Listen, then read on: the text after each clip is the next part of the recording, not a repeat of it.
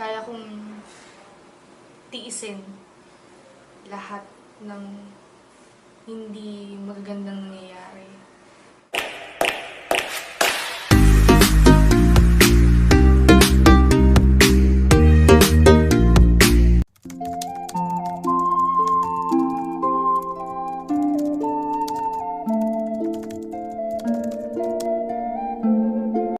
Paano mo minahal si Mariano? Kasi kaming dalawa ni Mariano, we meet each other in the most unexciting way. So nagkakilala kami sa TikTok. So wala kaming personal na background talaga sa isa't isa. Hindi namin alam kung ano yung ugali ng isa't isa. Hindi namin alam kung anong meron sa isa't isa. So nakikita lang namin yung isa't isa noon sa screen. So kung paano ko siya minahal is yung nakita ko sa kanya kung paano siya sa mga fans niya, kung paano siya sa mga tao. At nung nagkita na kami, nung nagkwento na siya, doon niya na inopen sa akin yung buhay niya. Doon na ako nahulog kasi masyado siyang mabait na tao para masaktan ako. Ano yung mga good side ni Mariano na nakita mo? Good side ni Mariano is mapagpasensya. Mapagpasensya, mapagbigay, mapag-unawa, lalong-lalong na pagdating sa pamilya. Yun yung pinaka-good side na nakita ko sa kanya. Ano yung mga bad side na nakita mo kay Mariano? Bad side. Sa totoo lang, no, medyo marami na. Nung hindi pa talaga kami talagang totally okay. So parang minsan naisip ko yung mga ginawa niya kay Angel. Naisip ko baka gawin niya rin sa akin. Baka hindi niya panindigan yung pagiging babaero niya na ginawa niya kay Angel, yung pananakit na ginawa niya kay Angel, baka gawin niya rin sa akin. Yung mga panloloko, wala akong pakialam sa nararamdaman ng tao. Natatakot din ako na baka gawin niya dati. Yung ginawa niya dati, gawin niya din sa akin. Ano yung mga good memories niyo ni Mariano? Sa good memories, marami. Kasi si Mariano, nung nagkita kami, unang pagkikita namin, talagang pinuntahan niya. So siya talaga yung pumunta sa akin para magkita kami.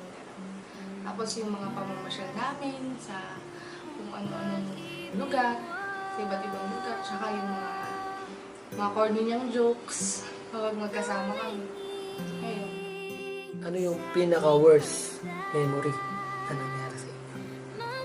Nung na-depress, nung na-stress sa family, dun ko nakita na talagang kahit ako mismo girlfriend niya, sinalo ko lahat. Lahat ng problema. Parang ako lang mag-isa. Yun yung naramdaman. Kung ikaw ang nasa side ni Angel at si Angel ang nasa side mo, anong mararamdaman mo? Masasaktan din ako kasi alam ko rin siguro yung pakiramdam ng kung paano ka mabitray, kung paano masaktan, kung paano lokohin. Kung alam mo yun, bakit mo pinilit yung pagmamahalan niya ni Mariano? Yung sa akin, kasi pinaglaban ko yung pagmamahal ko kay Mariano. So siguro yun yung naging mali Kahit sa ko. tingin mong mali.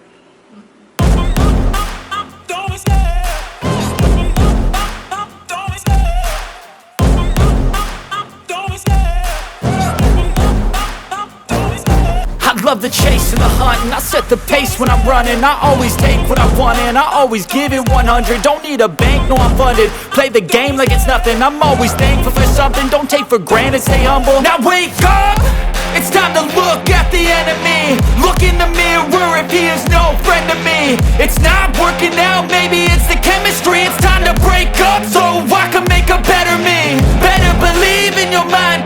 everything. You can mold, shape, find almost anything. All it takes is some time and some clarity to find your identity. It's mind over everything.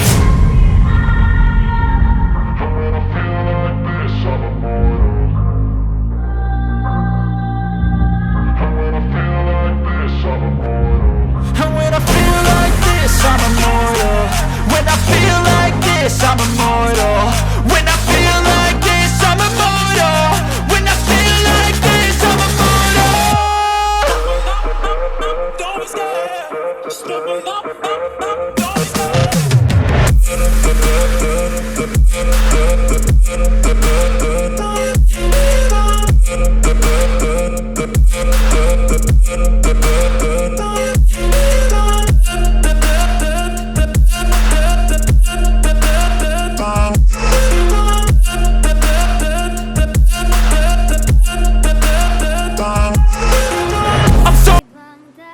Para maging maayos kami. At the same time, para maging maayos din siya. Kasi kapag mahal mo, di ba, yung best lang yung para sa kanya yung iniisip. Kung darating yung isang araw na babalik si Mariana sa dati niyang buhay na pagtitinda ng fruit, sasamahan mo pa ba siya?